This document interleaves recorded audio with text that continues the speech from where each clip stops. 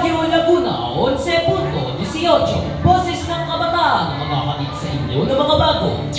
Mga totohanan, Mga nakalap na balita sa loob at labas ng bansa. maasahan at may paninindigan. Ito ang Radyo Laguna, 11.18. Boses ng kabataan. Narito ang mga napapanahong balita na aming nakalap sa loob at labas ng bansa. Farmer ako, Bicol Representative Zaldico nagsalta patungkol sa korupsyon scandal. Sinabi ng dating ako Bicol Party List Representative Zaldico, bombshell testimonya kinulang ng impormasyon. Iglesia ni Cristo ay pinahiwatig na welcome pa rin ang mga hindi INC para sumali sa 3 araw na protesta. 5 bagong reyna na kukunuhan sa Mundial ng Pilipinas 2025.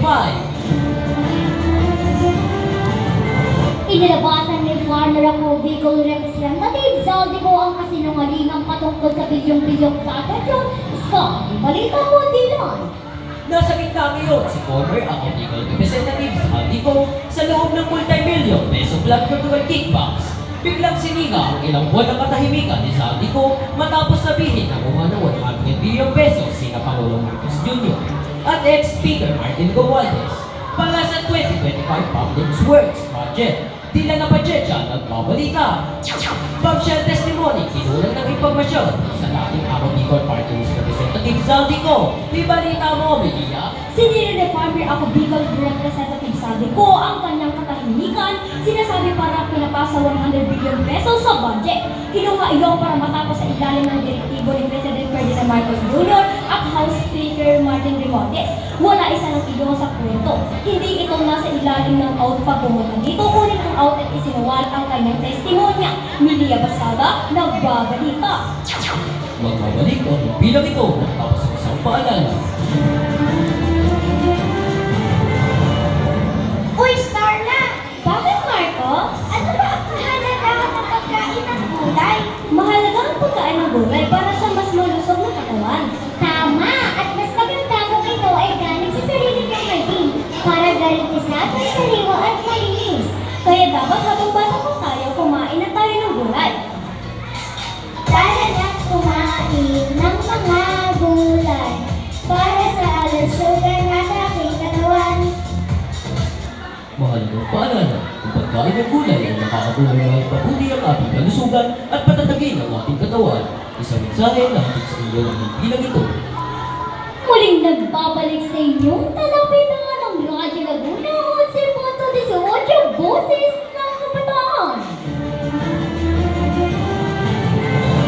Mundial ng Pilipinas, 5 kinamanuhan noong gabi ng Lunes. Ichika mo natin. Heto na nga, 5 bagong reyna, isang kasama sa sariling national title sa pagtatapos ng 2025 ng Mundial ng Pilipinas sa coronation ng gabi ng Lunes, November 17, 2025. World Top Model ng Mundial ng Pilipinas na sa mga international titles kung sino ang nanalo sa inirepresenta ng bansa sa paligsahan.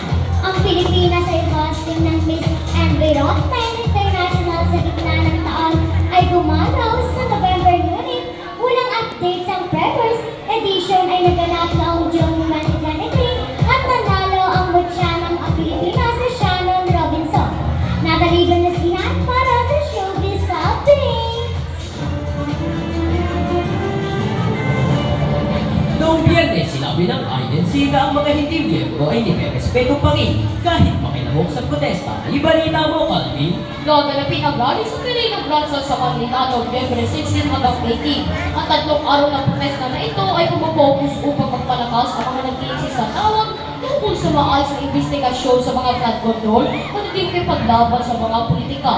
Magsisimula ang programa ng alas 4 ng hapon. Ang mga ministrado ng INC ay inaasahang magiging speakers. Calvin Chuman, nagbabalita. At yan ang mga balitang aming nakalap sa loob at labas ng bansa. Ako po si Dina Pachecha. Huwag lang kasi ng mas marami tayo eksklusibo na rin din na balita. Ako si Natalie Banasila.